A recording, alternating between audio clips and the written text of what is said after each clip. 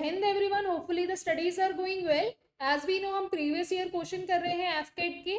तो ये वाला क्वेश्चन मैंने जब बच्चों को दिया तो 4 बच्चों ने कमेंट किया और होपफुली सबका सही आया हो। चेक कर लीजिए।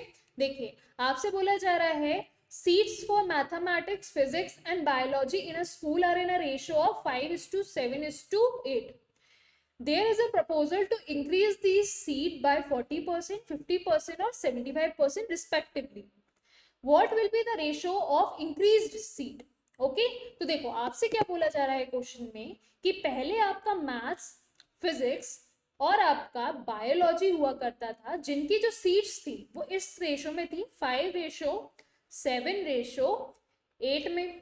समझ में आया आपको? तो हम क्या मान लेते हैं इसको 5x, 7x और 8x कि आपका एक प्रपोजल आया गया जिसमें बोला गया कि आपको सीट्स को इंक्रीज करना है। कैसे कैसे? पहले मैथ्स में करना है 40% का इंक्रीमेंट, आपको फिजिक्स में करना है 50% का इंक्रीमेंट और आपको बायोलॉजी की सीट्स में करना है 75% का इंक्रीमेंट। मतलब इनिशियली जो सीट थी उनमें आपको इतना इतना इतना इंक्रीमेंट करना है। ओके, तो कैसे करोगे आप? तो देखिए, आपसे बोला गया मैथ्स में कितना इंक्रीज करना है आपको। बोला गया है मैथ्स में आपको 40% से इंक्रीज करना है। बोला गया है आपको फिजिक्स में कितना करना है, 50% से इंक्रीज करना है और आपको बायोलॉजी में कितना इंक्रीज करना है, 75% से इंक्रीज करना है। ओके, अब परसेंट से इंक्रीज करने का मतलब समझो। पहले अगर आपका ये सारे 100% थे, 100% थे, 100% थे, अपने आप में 100% थी ये सीट्स, इनमें और ऐड कितना करना है उस 100% का 40% यहाँ पे, यहाँ 50 और यहाँ पे 75। तो अल्टीमेटली ये परसेंटेज कितना हो जाएगा, 100 + 40, 140% आपको इस टोटल 5 का निकालना है। 140% आपको टोटल निकालना है इस मैथ्स की सीट्स का। ओके, समझ में आया? तो 144% किसका निकालोगे आप, 5x का। समझ में आया क्या किया हमने? पहले ये 5 अपने आप में 100% हुआ करता था, लेकिन इस 5x का क्या करना है आपको, 40% और एड ऑन करना है। समझ में आया? तो 100 में कितना और ऐड करोगे आप, 40%, तो ये 140% बन जाएगा। 140% किसका, 5x का। इसी तरीके से आप 100 में ऐड करोगे 50, तो ये कितना हो जाएगा आपका, 150% ऑफ व्हाट, ऑफ 7x। और लास्ट किस्सा है आपका बायोलॉजी का। बायोलॉजी में आपको 100 में कितना ऐड करना है, 75, तो 175% किसका निकालना है आपको, 8x का। अब सिंपली बच्चे क्या करेंगे, इसको सॉल्व करेंगे। तो कैसे करेंगे, यहाँ से परसेंटेज हटाएंगे, नीचे 0 0 0 लिखेंगे, यहाँ से परसेंटेज हटाएंगे, यहाँ 0 0 लिखेंगे और यहाँ से भी हटा देंगे, यहाँ भी 0 0 लिखेंगे, फिर कैंसिल करते रहेंगे।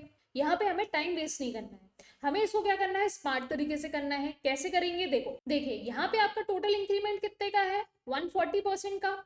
अब देखो 140% को आप क्या बोल सकते हो, सिंपली 20% इंटू 7 भी बोल सकते हो। और 20% की वैल्यू कितनी होती है आपकी, 1/5 होती है। इतना आपको याद होना चाहिए फ्रैक्शन कि 1/5 को क्या बोलते हो आप, 20%। तो ये कितना हो जाएगा, 20% इंटू 7। 140% क्या हो जाएगा, 20% इंटू 7 बोल सकते हो। तो मतलब ये क्या हो जाएगा, 1/5 इंटू 7। तो ये किस में चेंज हो जाएगा आपका, 7/5 फॉर्म में। 140% को क्या बोल सकते हो आप, 7/5 बोल सकते हो। और किसका निकाल रहे हो, तो 5x का निकाल रहे हो।